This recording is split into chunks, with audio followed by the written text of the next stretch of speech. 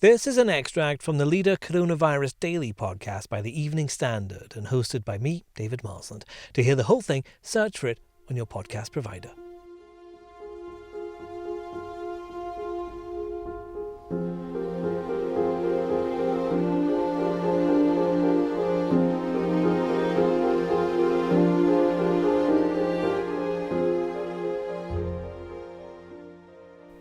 When they were picking a moment to mark International Nurses Day, the birthday of Florence Nightingale must have been the most obvious choice. No other nurse has as much global recognition as Britain's Lady of the Lamp, who revolutionised hospital care during the Crimean War, as Boris Johnson explained in a video posted to social media. She changed and shaped the very perception of what a nurse is, what a nurse should be, transforming the job into what she called the finest of fine arts.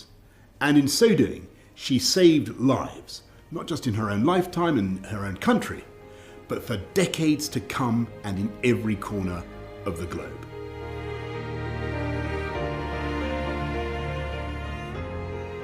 Florence Nightingale set up the world's first nursing school at St Thomas's Hospital in London, where the Prime Minister was treated for COVID-19.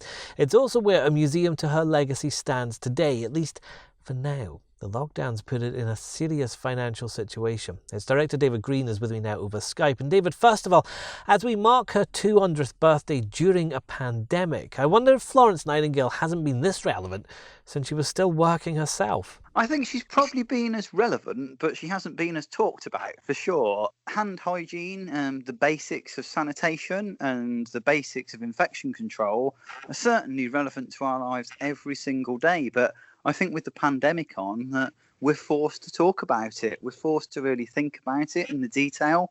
And that, along with evidence-based nursing, really are pure Nightingale. You can trace it right the way back to the Crimea, the absolute horror stories she faced at Scutari Hospital, and then the 50 years campaigning work that she did afterwards to actually improve healthcare for all. It's incredible how influential she was and remains today, isn't it? The NHS Nightingale Hospital in London, its own design, the way the beds were set out in rows, that was inspired by the sorts of things that Florence Nightingale demanded in her own hospitals, wasn't it?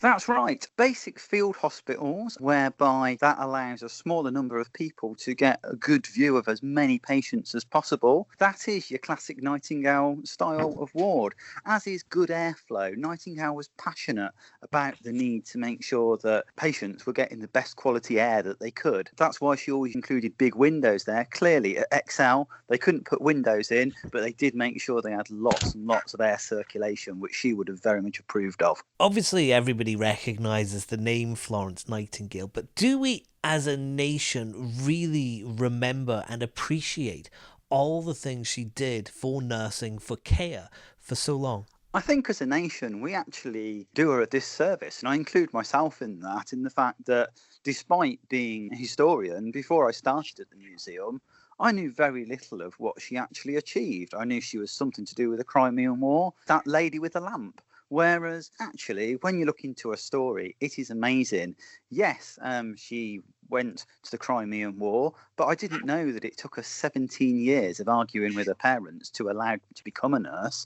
And I didn't know that when she came back from the Crimean War, she had a 50-year campaigning career that not just included establishing nursing schools, but also campaigning on a whole range of public health issues, actually campaigning for workhouse reform, which you can very much see links through eventually to the formation of the NHS with universal healthcare for all. She campaigned for better working rights for all sorts of individuals, even sex workers. It's amazing how much insight she had and how relevant big data now being used to solve all sorts of problems. And she was doing it all by hand 150 years ago. How precarious is the future for the Florence Nightingale Museum because of this pandemic, because you don't have people going? It's very precarious. I'd love to tell you a different story, but sadly, like so many small museums, we're really struggling because we rely on admissions income to keep us going. Now, that's great for the taxpayer at normal times because that means we're not a draw on national government or local government. We're entirely self-funded. But at a time like this, that means we really do have a threat. And there's no way we can sustain that for long, particularly as we just invested so much of our reserves in actually preparing an exhibition for this year, creating a new guidebook and investing in events that unfortunately now just won't take place. David, why should we save your museum? What do we lose if it goes? We inspire the next generation of nurses. A lot of our research shows how many children that visit us actually do consider a nursing career.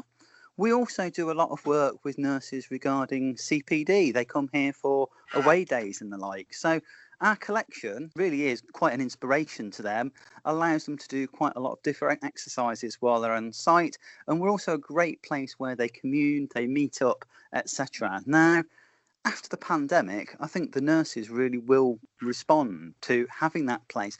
It's important we're here to still be able to offer that facility to them, that service.